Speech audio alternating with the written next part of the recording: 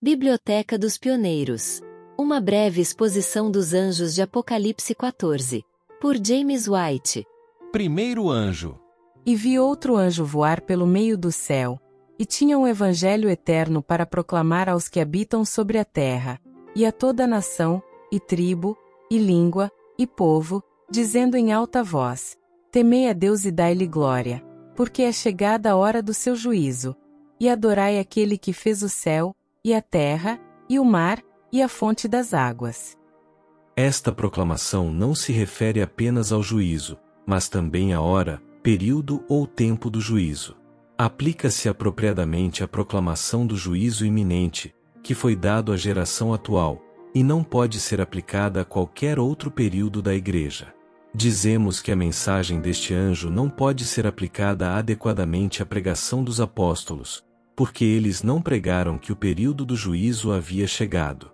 Paulo argumentou diante de Félix sobre justiça, temperança e julgamento virtude. Atos 24, verso 25. Ele declarou aos atenienses que Deus agora ordena a todos os homens, em todo lugar, que se arrependam, porque determinou um dia em que há de julgar o mundo. Atos 17, versos 30 e 31. É evidente que os tessalonicenses haviam recebido a ideia de que o período da vinda de Cristo e do julgamento havia chegado, ou estava próximo.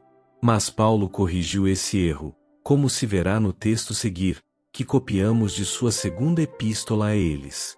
Rogamo-vos, irmãos, pela vinda de nosso Senhor Jesus Cristo e pela nossa reunião com Ele, que não vos movais facilmente do vosso entendimento, nem vos perturbeis, quer por espírito, quer por palavra, quer por epístola, como de nós, como se o dia de Cristo estivesse próximo. Ninguém de maneira alguma vos engane, porque isso não acontecerá sem que primeiro venha a apostasia, e seja revelado o homem do pecado, o filho da perdição, o qual se opõe e se levanta contra tudo o que se chama Deus ou é objeto de culto, para que, como Deus, se assente no templo de Deus, ostentando-se como Deus. Segundo Tessalonicenses 2, versos 1 a 4. Paulo declara aqui aos Tessalonicenses que o dia de Cristo não estava próximo e os adverte contra o engano neste assunto. Ele também mostra que o período do julgamento viria após a apostasia e os 1260 anos de triunfo e blasfêmia do homem do pecado, ou o papado. Fica claro, portanto, que os apóstolos não fizeram a proclamação: chegou a hora do seu julgamento. Novamente, esta primeira mensagem é baseada em profecias, a profecia de Daniel em particular, que seriam encerradas e seladas Daniel 12, versos 4 e 9 até o tempo do fim, o que foi claramente comprovado pelos escritores do Segundo Advento desde cerca de 1798. Quão perfeitamente absurdo, então, supor que a mensagem, relativa ao período do julgamento, fosse dada enquanto as profecias sobre as quais ela se baseia, que mostram a distância relativa do julgamento, que nós fechamos e selamos, para que não pudessem ser compreendidos. Isso fixa a mensagem para a geração atual. E novamente, Cristo deu sinais de sua vinda e do julgamento em Mateus 24, Lucas 21 e Marcos 13, e também em Apocalipse 6. O objetivo desses sinais, em conexão com as profecias de Daniel e João, reveladas, era, como declarado por Cristo, que seu povo pudesse saber que sua vinda estava próxima, às portas. Somente esta geração, sendo capaz de saber isso, poderia transmitir a mensagem da hora do julgamento, o que nenhuma outra geração poderia fazer. Portanto, somos obrigados pelos fatos do caso a aplicar a proclamação deste anjo ao movimento do advento testemunhado em nossos dias. O Advent Herald de 22 de novembro de 1851, falando da causa do advento, diz: É a causa de Deus e é uma obra que deve ser realizada nestes últimos dias. Apocalipse 14, versos 6 e 7. Acreditamos ser a vontade de Deus que esta classe mantenha esta posição, pois a ela cabe o dever de transmitir à Igreja e ao mundo a mensagem final.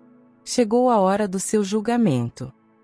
Não podemos concordar com o arauto que a primeira das três é a mensagem final.